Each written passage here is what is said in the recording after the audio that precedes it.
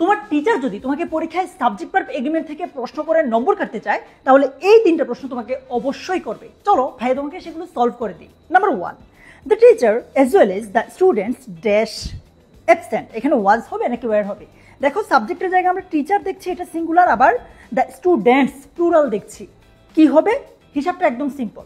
সাবজেক্টের জায়গায় তুমি যদি as well as, together with, along with এই টাইপের ফ্রেজগুলো দেখো তাহলে প্রথমটা অনুযায়ী verb বসাবা।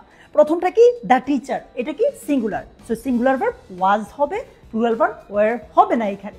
Number 2, either my father or my brothers dash selling the কার। এইখানে যদি তুমি মাই ফাদারকে মূল সাবজেক্ট ধরো তাহলে ভার্বটা হবে সিঙ্গুলার, কারণ এটা সিঙ্গুলার। আর যদি তুমি মাই ব্রাদার্স এইটাকে সাবজেক্ট ধরো তাহলে আবার ভার্বটা হবে প্লুরাল, কারণ ব্রাদার্স কথাটা প্লুরাল। এইখানে হিসাবটা কি? সাবজেক্টের জায়গায় যদি আমরা ইদার ডট ডট অর কিংবা নিদার ডট ডট নর দেখি তাহলে সেকেন্ডটা বা পরেরটা অনুযায়ী আমরা এখানে ভার্ব বসাবো। সো এখানে অরের পরে কি আছে? মাই ব্রাদার্স, এটা সিঙ্গুলার নাকি প্লুরাল? প্লুরাল, সো ভার্বটা হবে প্লুরাল। আমরা এখানে দিব আর।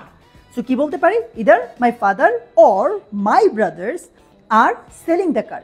সর্বশেষ, ওয়ান অফ দ্য ড্যাশ, আবার ড্যাশ ফ্লাইং। এখানে শূন্যস্থানে প্রথমটাতে দেওয়া আছে বার্ড, এরপর আবার শূন্যস্থানে বি দেওয়া আছে। দেখো ওয়ান অফ, ইদার অফ এগুলোর পরে যে নাউনটা আছে সেটা প্লুরাল হবে, কিন্তু যেই ভার্বটা আছে সেটা হবে singular. So one of the birds কিন্তু is, one of the birds is flying. So আমি যদি তোমাকে এই তিনটা বুঝাতে পারি, এখনই কমেন্টে চলে যাও। কমেন্টে আমি সিমিলার 3টা প্রশ্ন দিয়ে রেখেছি, তুমি সেগুলোর উত্তর আমাকে কমেন্টে জানাও।